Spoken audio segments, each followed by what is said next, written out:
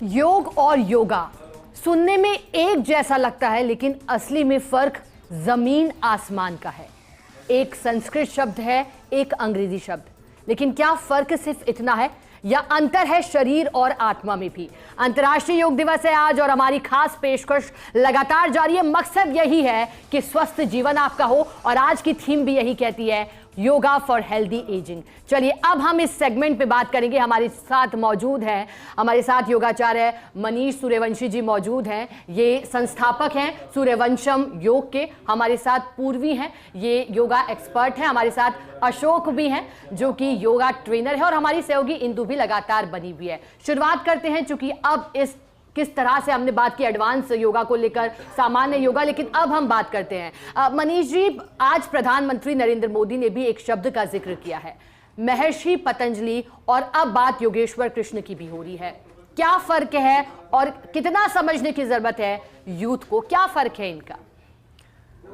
देखिए, महर्षि पतंजलि ने योग को तोड़कर लोगों को जोड़ना सिखाया। मतलब अष्टांग योग महर्षि पतंजलि ने संसार को दिया, उनकी कृपा का प्रसाद दिया। एक गुरु जो देता है, एक ऋषि जो देता है, वो महर्षि पतंजलि किया। हम नमन करते हैं, वंदन करते हैं ऐसे महर्षि का, महर्षि पतंजलि का। और पिछले 12 वर्षों के अंदर मैं नाम लेना चाहूंगा यहाँ पर परम पूज्य योग ऋषि बाबा रामदेव जी का, और एक नाम योग ऋषि माननीय प्रधानमंत्री जी जो वसुधैव कुटुंबकम की थीम को लेकर पिछली बार आए थे और इस बार की थीम, तो ये आज भी उन्होंने अपने उद्बोधन के अंदर कहा कि गीता के उन्होंने एक श्लोक का उन्होंने आज उसको बात कही वहाँ पर। तो हमको ये बहुत आपका प्रश्न है कि क्या है, शरीर से प्रारंभ कर और आनंद तक कैसे पहुंचना है। यम इसकी पहली आधारशिला पतंजलि ने बताई, और लास्ट के अंदर समाधि जिसे मोक्ष भी कहा गया, और वही आनंद है वहां तक। तो ये यम से यात्रा प्रारंभ होकर समाधि और आनंद तक से पहुंचे। ये 8 जो चीजें हैं ये महर्षि पतंजलि ने हमको तोड़कर समझाई। लेकिन योगेश्वर श्री कृष्ण क्या कह रहे हैं? एक है ऋषि, ऋषि से ऊपर की सत्ता है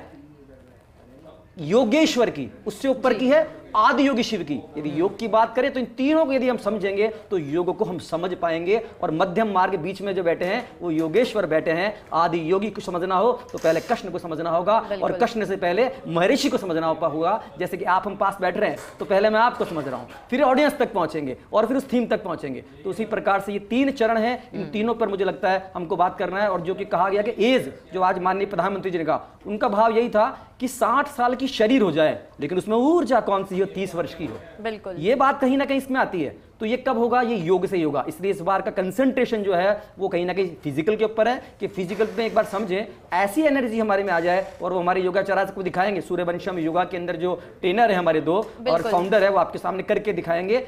बातें कम, प्रैक्टिकली आप समझेंगे। बिल्कुल, आपने कहा भी, और हमारे साथ में चूंकि एक्सपर्ट है तो एक्सपर्ट जब करते हैं तो फिर बहुत कुछ सीखने को मिलता है। हम चाहेंगे कि आप थोड़ी ब्रीफिंग दें और ये हमारे दर्शकों को बताएं कि किस तरह से जो योग है वो होता है और अलग अलग जो आसन है उसके साथ हम शुरू करें। देखिए, 4 आश्रम है, एक है ब्रह्मचर्य, एक है ग्रस्त, एक है वानप्रस्थ और संन्यास। हमारे यहाँ 2 ब्रह्मचारी इस समय बैठे हुए हमारी टीम के अंदर, सूर्यवंशम योगा वेलनेस टीम के अंदर। हमारे पहले ब्रह्मचारी यहाँ पर बैठे हुए अशोक जी। हम वहां से प्रारंभ करेंगे कि अशोक ने अपनी उम्र, मेरे ख्याल से जो बता देंगे वो कम उम्र है उनकी, मेरे ख्याल से 20 से 25 के बीच में है।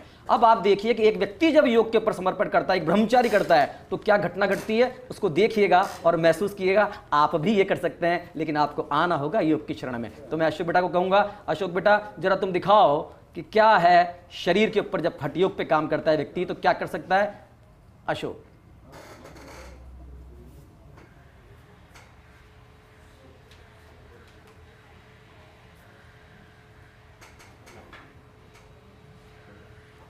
आप देख रहे हैं शरीर के ऊपर पूरा कंट्रोल जब होता है, बिल्कुल, तो क्या संभव है?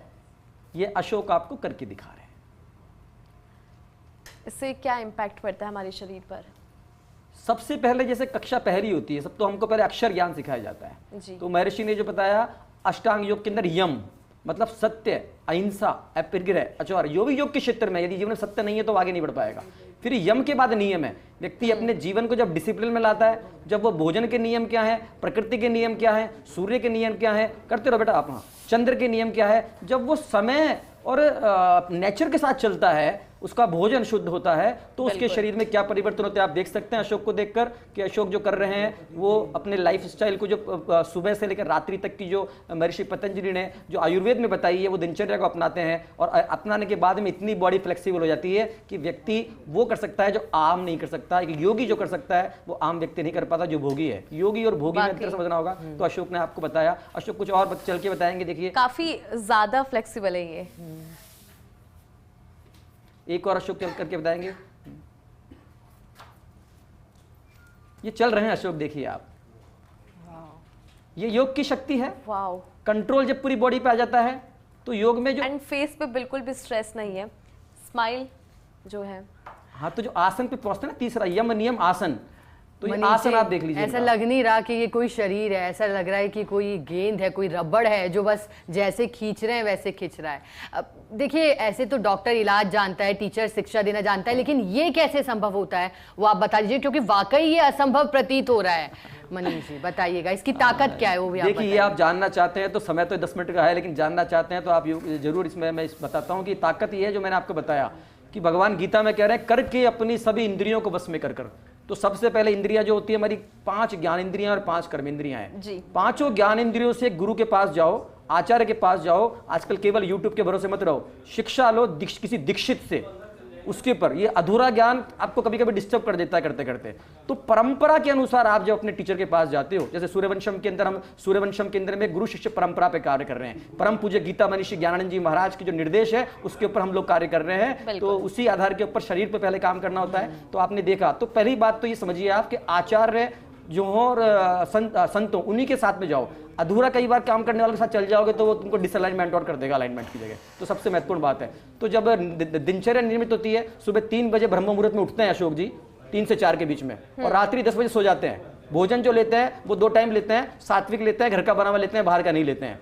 तो ये जब अन्न में कोष पे काम करना पड़ेगा, हमको भोजन की शुद्धि करनी पड़ेगी। हमको सात्विक पे, जो कृष्ण ने गीता के अंदर का युक्ताहार की जो उन्होंने बात करी, तो युक्ताहार जब करेंगे तब आप कर सकते हैं। जब सुबह टाइम पे जागेंगे 3 बजे 4 बजे, तो ये कर पाएंगे आप ब्रह्म मुहूर्त में उठने के लिए। और रात्रि में ये मोबाइल को छोड़कर, स्क्रॉलिंग को छोड़कर, और बिल्कुल नियम के अनुसार चलेंगे कि रात में 9 से 10 सोने का समय, तब ये कर पाएंगे जो अशोक कर पाया। बिल्कुल, अगर हम स्केड्यूल को अच्छे से फॉलो करें तो फिर क्या नहीं हो सकता, चूंकि आपने भी जानकारी दी। लेकिन हमारे साथ में योगा एक्सपर्ट पूर्वी भी है जो भी हमें कुछ आसन करके दिखाएगी।